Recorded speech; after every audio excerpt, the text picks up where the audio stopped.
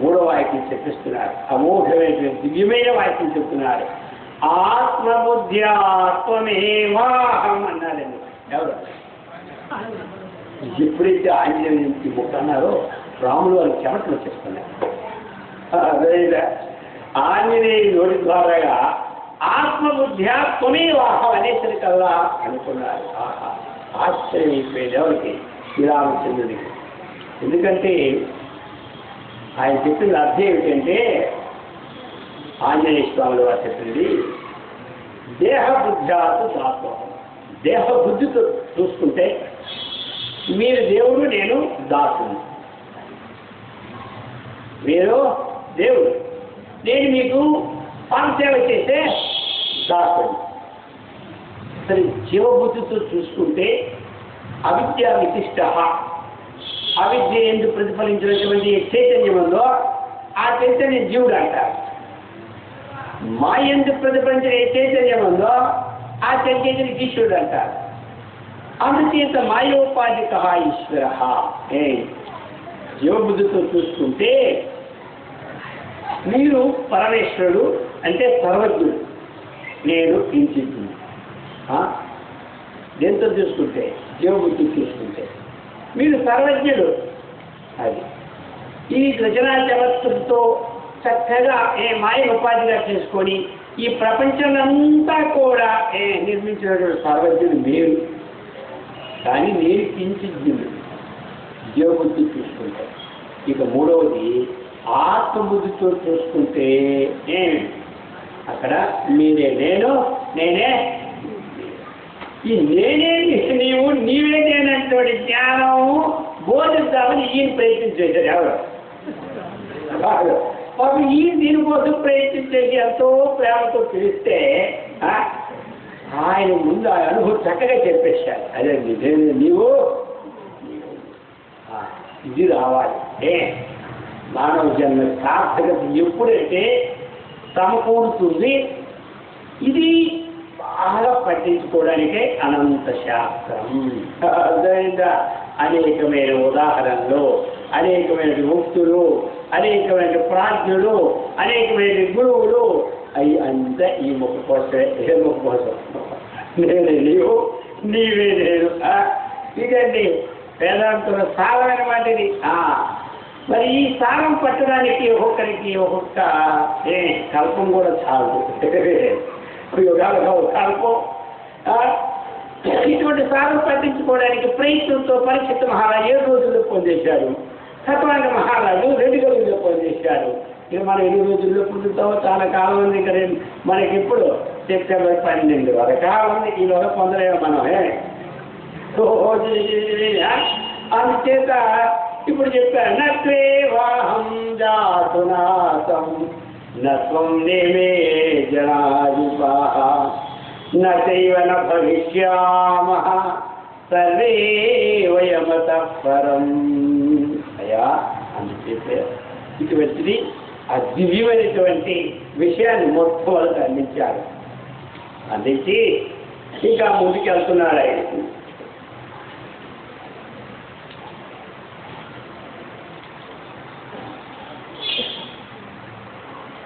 దేహిరోస్మిన్ యదా దేహే కౌమారం యౌవనం జరా తథా దేహాంతర ప్రాప్తిః ధీరస్తత్ర న ముహ్యతి.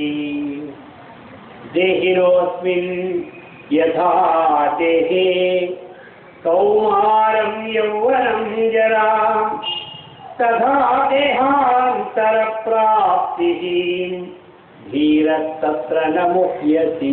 చూడండి, ఎందుకంటే ఇప్పుడు అర్జునుడికి ఒక సందేహం కలిగింది. మరి శరీరం అన్నటువంటి పుడుతూ ఉన్నది, పోతూ ఉన్నది. శరీరం పుట్టుతూ పోతూ ఉంటుంటే ఇందులో మరి చైతన్యం ఒకటి ఉంది కదా. మరి రాకపోకలు దేనికున్నట్టు? రాకపోకలు దేనికునేట చైతన్య విశిష్టమైనటువంటి దేహమే కదా. ఈ చైతన్యం లేకుండా దేహం ఏర్పడదు. కాబట్టి చైతన్య విశిష్టమైన దేహమే తాదాత్మ్యతో ఉంటుంది. కాబట్టి ఈ శరీరమే ఆత్మ కానీ శరీరము కంటే భిన్నమైన ఆత్మ ఇంకెక్కడ ఉన్నది చూస్తున్నది. కనబడుతున్నటువంటిది శరీరము ఆత్మ. ఎందుకు అంటే మరి ఇది కూడా చైతన్య విశిష్టమైన శరీరం, ఇదంతా ఆత్మే. కానీ మళ్ళీ దీనికంటే ఏమి ఆత్మ భిన్నముగా ఎక్కడ ఉంటున్నది అన్నటువంటి సందేహం కలిగింది. ఎందుకు కలిగింది అంటే ఆయనకి కొన్ని శాస్త్రాలు చదువుకున్నాడు తెలియతో కూడా అర్జునుడు. ఇప్పుడు మనం కొన్ని శాస్త్రాలు చదువుకోలేదా? ఇక్కడికి మనం ఉపన్యాసం వినడానికి వచ్చామంటే ఇంతకుముందు గురువుల దగ్గర కూడా ధ్యానం చేస్తున్నాము, కొన్ని శాస్త్రాలు తెలుసుకున్నాము. అది తెలిసి ఎక్కువ కూడా లేవు కదా. అలాగనే కొన్ని తెలుసుకున్నారు ఎవరు? అర్జునుడు. అది చెప్పినప్పుడు ఆ తెలుసుకున్న దానికి మధ్యలో ఉన్నటువంటిది సందేహం వచ్చింది. సందేహం ఎప్పుడు వచ్చిందో ఈయన గమనిస్తాడు. మనమంటే గమనించలేదు కానీ ఆయన గమనం ఎక్కువ. ఆ సందేహంతోనే మళ్ళీ శ్లోకం తీసుకున్నాడు. అప్పుడు ఎందుకంటే లోకాయుతులు ఉంటారు కొంతమంది, వాళ్ళని చార్వాక మతం అని అంటారు. అయితే వాళ్ళు ఎక్కడి నుంచి వచ్చారు? వాళ్ళు మరి వాళ్ళు ఏమంటారు? శరీరమేవ స్వాత్మ, శరీరమే. అది మాత్రం తక్కువగా అనలేదు. ఒక సమయంలో దాంతో శక్తులు చెప్తారు. ఇంద్రుడు విరోచనుడు, ఇంద్రుడు విరోచనుడు, వీళ్ళిద్దరూ ఏం చేశారంటే బ్రహ్మదేవుడి దగ్గరికి వెళ్ళారండి. ఇది ఒక జ్ఞానం తెలుసుకుందా. ఇంద్ర విరోచనుడు. ఇంద్రుడు ఎవరైనా మీకు తెలుస్తారా? దేవతలకి దేవేంద్రుడు అనమాట ఆయన. అలాగని విరోచనుడు అంటే ఎవరు? ప్రహ్లాదుని యొక్క మానవుడు అదనమాట విరోచనుడు. వీళ్ళిద్దరూ కలిసి బ్రహ్మదేవుడి దగ్గరికి వెళ్ళారు ఒక సమయంలో. ఇంక వెళ్ళేసరికి ఆ బ్రహ్మదేవుడికి అప్పుడు ఏమిటంటే రూల్స్ అంటే 32 సంవత్సరాలు సేవ చేయాలి ఏదైనా ఒక విషయం చెప్పాలంటే. అప్పుడు 32 సంవత్సరాలు సేవ చేయాలి. ఆ తర్వాత విషయం ఏనమాట ఇప్పుడు ఇంకా అందరూ అనగా 1 సంవత్సరం సేవ చేయమంటే వాళ్ళ రాష్ట్రం వెళ్ళిపోతుంటారు. ఇప్పుడు ఎవరికైనా ఒక రాష్ట్రం వచ్చారనుకోండి, 1 సంవత్సరం ముందు సేవ చేస్తే తర్వాత ఏదైనా ఒక విద్య నేర్పడానికి అవుతుంది అనుకుంటే అసలైందా? ఇప్పుడు ఏమీ లేదు. ఈ సేవ మా ఇంటి దగ్గర ఉందనుకో, ఆ సంవత్సరం కూడా ఉండేది లేకపోతారు. అర్థమైందా? కాబట్టి ఇన్నాళ్ళు ఏంటంటే గురువుని చూసుకొని శిష్యుడు ఉండేవారు. ఇప్పుడు శిష్యుడు కల్పించుకొని గురువు ఉండాలి ఎప్పుడు పోతారు. అందుకని ఆయనకి అనుకూలంగా ఉంటేనే ఉంటాడు, లేకపోతే కొండల వెంకటరమణ గోవిందా అలా వచ్చే పరిస్థితి అనమాట. సరే, మొత్తం మీద ఇద్దరు ఉన్నారండి 32 సంవత్సరాలు బ్రహ్మాండంగా. ఎవరు? శిష్యుడు ఇద్దరు ఉండి ఏం చేసినారంటే, సరే ఆయన అన్నాడు మీరు ముందు ఒక విషయం చెప్పి తర్వాత మళ్ళీ మార్చుకుందామని చెప్పి సరే అది అయిపోయిన వెంటనే ఆ రాజు దుస్తుతో వచ్చారు కదా, ఆ దుస్తులు తీసుకుని నేను పడేశారు. అక్కడ బ్రహ్మచర్య దుస్తులు వేసుకున్నారు. హాయిగా చక్కగా 32 సంవత్సరాలు సేవ చేశారు. బ్రహ్మదేవుడు ఆలోచించి వీళ్ళని కొంచెం కొన్ని విశేషాలు చూపెట్టి తర్వాత చెబుదాం అనుకొని వెంటనే మీ ఇద్దరు ఒక నది దగ్గరికి వెళ్ళండి అన్నారు. ఒక చెరువు దగ్గర వెళ్ళి అక్కడ మీరు ఇప్పుడున్న దుస్తులతో చూసుకోండి మీ ముఖాలు, మీ యొక్క ఛాయ. తరువాత ఈ దుస్తులు తీసేసి మళ్ళా కూడా రాజు దుస్తులు వేసుకొని మళ్ళీ చూసుకోండి. ఆ తర్వాత అంటే వీళ్ళ ఇద్దరు ఈ దుస్తులతో చూసుకున్నారు. రాజు దుస్తులు వేసుకొని చూసుకున్నారు. ఇప్పుడు ఇద్దరు ఒకటి అయిపోయారు. ఎవరు? తలపాటలు కదండి, ఇద్దరు ఒకటి అయిపోయారు. అయిపోయి అక్కడే కాసేపు కూర్చొని విచారణ చేసుకున్నారు. మనకి ఇప్పుడు అర్థమైంది లేదా? మన ఇద్దరికి ఏం అర్థమైంది? మన ఇద్దరికి నీకేం అర్థమైంది, నాకేం అర్థమైంది. ముందు నాడు ఏం చెప్తాను అంటారు విరోచనుడు. సరే అలాగే అంటారు దేవేంద్రుడు. ఇప్పుడు ఈ దుస్తులు ఏమి తీసి ఇంకో దుస్తులు వేసుకున్నప్పుడు ఆధారం ఏమిటి? ఆధారం ఏంటి? శరీరం. ఇప్పుడు ఈ దుస్తులు తీసాము, ఇంకో దుస్తులు వేసుకున్నాము, ఆధారం ఏంటి? శరీరం. ఏమి మరలా ఆ దుస్తులు తీసి ఈ దుస్తులు వేసుకుంటే ఆధారం ఏమిటి? శరీరం. అందుకని నాకు అర్థమైంది, మీకు మీ ఉద్దేశం చెప్పుకున్నారు. ఇంకా అదే మీరు చెప్పిన దాంట్లో ఏమీ తేడా లేదు. ఇంకెద్దరు నిర్ణయించుకున్నారు ఈ శరీరమే ఆత్మ. ఎందుకంటే ఇంకో గొప్పది ఇంకోటి లోకంలో లేదు అనుకున్నారు ఎవరు? వీళ్ళిద్దరు ఈ శరీరం కంటే ఇంకా అన్యమైనటువంటిది ఇంకోటి లేదు అనుకున్నారు. అనుకొని ఇప్పుడు ఏం చేశారంటే, మాకు 32 సంవత్సరాల సేవ వలన మాకు చక్కగా అర్థమైపోయింది, మీ దయ వల్ల మాకు విజ్ఞానం కలిగిపోయింది, అందుచేతకి మేము బయలుదేరుతున్నామని చెప్పారు. అంత గాబరాగా బయలుదేరుతామని వాళ్ళు కూర్చోబెట్టేవాళ్ళు కూర్చుంటారా? కూర్చోరు. ఇక ఆయన కూడా అదే మీ ఇష్టం అని చెప్పేసారు. ఎవరు? ఎవరు? బ్రహ్మదేవుడు. ఇక అంత హడావుడిగా వాళ్ళ మూట ముళ్ళు పట్టుకొని వెళ్ళిపోయి సిద్ధంగా ఉన్నారు. ఆవిడ చెప్తుంటా ఏం చూశారంటే అనలేదే. సరే నేరుగా వెళ్ళిపోయారు నిర్వచనుడు. వెళ్ళిపోయి మొత్తం రాక్షస లోకంలో ఒక రాజు కదా వెంటనే సాగేశాడు. అన్ని టీవీల్లోనూ అన్ని పేపర్లోనూ ఇచ్చేశాడు. శరీరమే ఆత్మ. 32 సంవత్సరాలు సాధన చేసి మనకు తెలుసుకున్న విద్య ఏమిటంటే శరీరమే స్వాత్మ అని చెప్పేశారండి. యథా రాజా ప్రజ. ఇక అదేమవుతుంది అక్కడ? సరే ఇక కావలసినటువంటి ఏమిటి? ఇంద్రుడు తర్వాత తన కొరకు వెళ్ళాడు. శరీరం ఆత్మ అంటే శరీరం కాల్చేస్తున్నారు కదా, ఆత్మ అనేది ఎల్లప్పుడూ ఉండేది కదా అన్నటువంటి విచారణ మళ్ళీ వచ్చి అంటారు పడ్డాడండి. మళ్ళీ 32 సంవత్సరాలు చేశారండి, మళ్ళీ వెళ్ళిపోయాడు, మళ్ళీ వచ్చాడు. ఇంద్రుడు మాత్రం 7 తంటాలు పడి 3, 32, 96 + 5 101 సంవత్సరాలు సేవ చేసి ఆత్మజ్ఞానం నేర్చుకోండి ఎవరు? ఇంద్రుడు. కానీ ఈయన మాత్రం వెళ్ళిపోయి వెంటనే చాటేశాడండి. ఈయనకి మతంలో వచ్చిన సంబంధం ఏదైతే పరంపర వస్తుందో అదే లోకాయతం, అర్థమైందా? అదే చాలా రకమైన మాట అంటారు. ఇక వాళ్ళందరూ శరీరమేవ స్వాత్మ. అందుకే వాళ్ళు ఏమంటారంటే రుణం కృత్వా ఘృతం పిబేతో భస్మీభూతస్య దేహస్య పునరాగమనం కుతః అంటారు. అయ్యా అప్పు చేసి పప్పు కూడా తింటూ ఉండండి.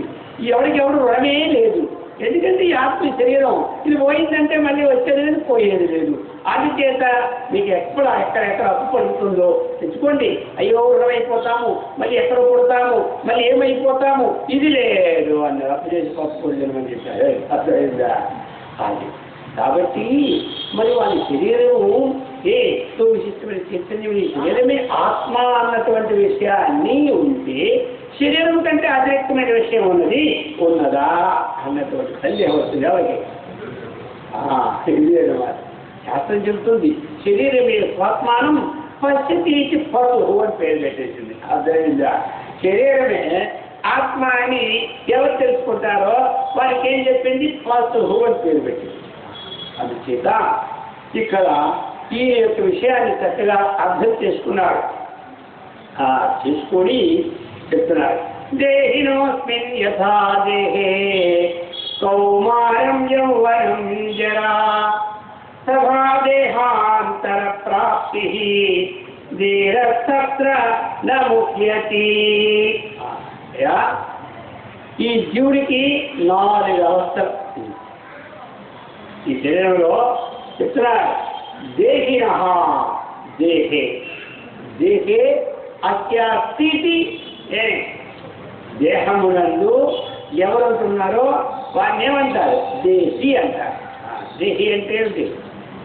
జీవుడు. అర్థమైందా? ఇక్కడ దేహి అంటే జీవుడు. అది భవతి భిక్షాం దేహి. అక్కడ మళ్ళీ ఆ దేహి వేరు. అక్కడ ఎవరైతే భిక్ష ఇమ్మని అర్థం. ఇక్కడ దేహి అంటే జీవుడు. జీవుడు అనమాట. దేహిన అంటే షష్ఠి. ఈ జీవునికి దేహే ఈ దేహమందు కౌమారం యౌవనం జర ఎన్నన్నా ఏంటనేవి ఈ 3. ఇంకోటి కూడా ఉంది, అది మనం గుర్తుపెట్టుకుంటే కదా అంటారు. తదా ఆ ప్రకారంగా దేహాంతర ప్రాప్తి అన్నారు. ఈ జీవుడికి 4 ఉన్నాయి అవసరం. ఈ జీవుడికి వస్తుంది ఇక్కడ. ఒకటి కౌమారం, 2 యౌవనం, 3 జర. అంతే. ఇంతవరకే మనం తెచ్చుకుంటాం. అయ్యా వచ్చాం, పెరిగినా మొదలైపోయారు, బస్ అయిపోయారు. ఇది 4వది దేహాంతర ప్రాప్తి ఉన్నదా ఇక లేదా? దీని విచారణే మనకి. ఆ విచారణ కోసమే మన జన్మ వచ్చింది. మానవ జన్మ ఎందుకు వచ్చింది అంటే ఇదే విచారణ. ఈ విచారణ ఆయన అడిగాడు కదా. ఈ యొక్క శరీరము మరణించిన తరువాత జీవుడు ఉన్నాడని కొంతమంది అంటారు, జీవుడు లేడని కొంతమంది అంటారు. ఆ సంగతి ఏదో చెప్పవయ్యా అన్నారు. అర్థమైందా? ఎవరు నచ్చారు? ఎవరితో? ధర్మరాజుతో. ఎవరోకి వెళ్ళాలంటే మనకు భయం. డైరెక్ట్ ఎవరోకి వెళ్ళిపోయి ఆయన దగ్గర విద్య నేర్చుకున్నాడు. ఇది మహాత్ముడి కాదు, బ్రేక్ అనమాట. ఎవరైతే మనకి ఎవరోకి వెళ్ళాలంటే ఎవరికైనా భయమా లేదా?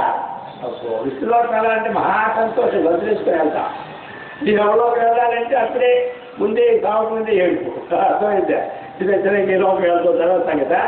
కాబట్టి మరి అటువంటి యమలోకాన్ని ధైర్యంగా వెళ్ళి యముడి ద్వారా ఆత్మజ్ఞానం పొంది వచ్చినటువంటి వాడు ఎవరంటే అదండి మనకి గొప్పతనం. ఇది విశేషం అనమాట. అందుచేత అయా దేహాంతర ప్రాప్తి ధీర తత్వముక్తి అన్నాడు. అర్జున, ఎందుకయ్యా ఇంకొక విధంగా మనం చూసా. ఒకవేళ నీకు ఈ తత్వవచ్చి మహావాక్యం నేను ఇప్పుడు నత్రేవాహం అన్న శ్లోకం ద్వారా కొంత ఉపదేశం చేశాను. నీకు అది అర్థం కాలేదు అనుకో, ఇంకొక విధంగా అయినా సరే దుఃఖించదు పనిలే. ఇంకో విధంగా అయినా దుఃఖించడం పనిలేదు. ఎందుకు పనిలేదు? అస్మిన్ దేహే యథా, ఈ దేహమునందు ఏ ప్రకారంగా అయితే అవమానం వస్తుందో, యవ్వనం వస్తుందో, ముద్రతనం వస్తుందో అలాగా దేహాంతర ప్రాప్తి ఉన్నది జీవికి. ధీర తత్ర నముఖ్యతి, అసలు మోహాన్ని పొందదు. ఇది ఎప్పుడు కూడా ఈ విషయంలో మోహాన్ని పొందదు, భ్రమించదు. ఎందుకు నీకు ఈ మోహం కలిగింది? ఈ శరీరములో ఎంతవరకైతే ఆత్మజ్ఞానం నువ్వు సంపాదించుకోలేదో అంతవరకు మనకి దేహాలు మారుతూనే ఉంటాయి.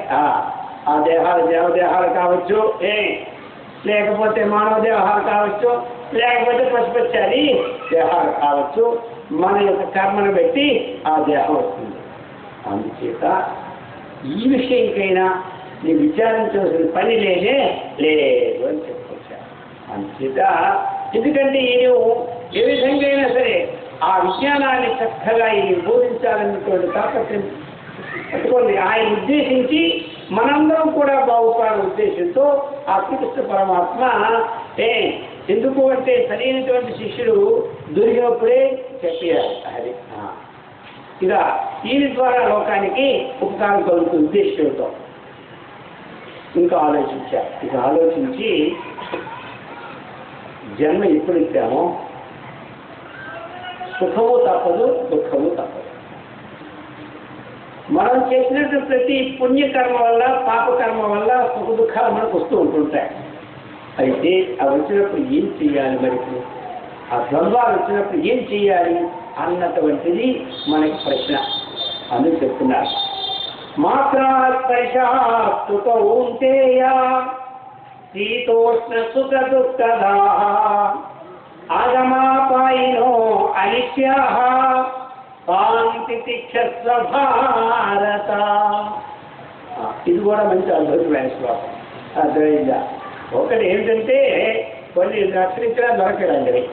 మాత్రాస్పర్శూంతేయ శీతోష్ణ సుఖ దుఃఖదా ఆగమాపాయినో అనిత్యాః కాంతి తిక్షస్వ భారత. అర్జున, శీతోష్ణ సుఖ దుఃఖదా, శీతము ఉష్ణము, సుఖము దుఃఖము, మానము అవమానము, లాభము నష్టము, జయము అపజయం, ఇవన్నీ వస్తుంటాయి. లోకంలో పుట్టినటువంటి వాళ్ళందరికీ ఇవి తప్పు. ఇవి ఎవరికి ఆ పుణ్య పాప మిశ్రమ కర్మ కాబట్టి పుణ్యఫలం వచ్చినప్పుడల్లా పట్టిందల్లా బంగారమే, పాపఫలం వచ్చిందా పట్టిందల్లా మట్టే, ఏమీ లేదు. అర్థమైందా? ఏదో ఒకటి నిందలేని పొందుకోదన్నట్టుగా వాడి వల్లే నాకు ఈ బంగారం దొరికింది, వీడి వల్లే నేను అధోగతి పాడైపోయి మర్చిపోలేదు అని అంటారు. ఇది సామాన్యం. ఏమంటారు? ఏదో ఒకటి డైరెక్ట్గా నిలబడియా. అందుచేత ఇక్కడ ఆయన కారణం కాదు, ఈయన కారణం కాదు, మూల కారణం అది కర్మ. కాబట్టి శీతోష్ణ ఎలా కలుగుతాయి అంటావా ఇవన్నీ? మాత్ర స్పర్శాస్తు కౌంతేయ, అది మాత్ర, మాత్ర శబ్దం చేత పంచతన్మాత్ర అది. మనకి మాత్రలు ఎన్ని అంటే ఇవి కొద్ది మీద మాత్రలు రావు, టాబ్లెట్ దానికి వెళ్ళిపోవద్దు. ఇవి 5,000 మాత్రలా, లేదా ఇంగ్లీష్ మాత్రలా, హోమియోపతి మాత్రలా, ఇవి రావు ఇక్కడ. మాత్ర శబ్దం వాడారు అంటే పంచతన్మాత్రలు అనమాట. పంచతన్మాత్రలు అంటే ఏమిటి? విషయాలు అంటారు, ఇంకో పేరు, దాని పేరు విషయాలు. శబ్దం ముందుగా ఉంటుంది కాబట్టి మన వ్యవహారంలో ఆ పంక్తిలో అన్ని శబ్దాలు విషయాలు అంటారు. శబ్దము, స్పర్శము, రూపము, రసము, గంధం, ఇవి వీటిని విషయాలు అంటారు. వీటిని తన్మాత్రలని అంటారు. ఇవి మరి ఇవి ఏం చేస్తాయి? ఈ విషయాలు దేనితో సంబంధపడినప్పుడు మనకి సుఖ దుఃఖాలు కలుగుతాయి. విషయాలన్నీ దేనితో సంబంధపడినప్పుడు అంటే జ్ఞానేంద్రియాలతో సంబంధపడినప్పుడే మనకి ఏమి సుఖము దుఃఖము కలుగుతాయి అన్నమాట. మనకి జ్ఞానేంద్రియాలు, జ్ఞానేంద్రియాలంటే ఏమిటి?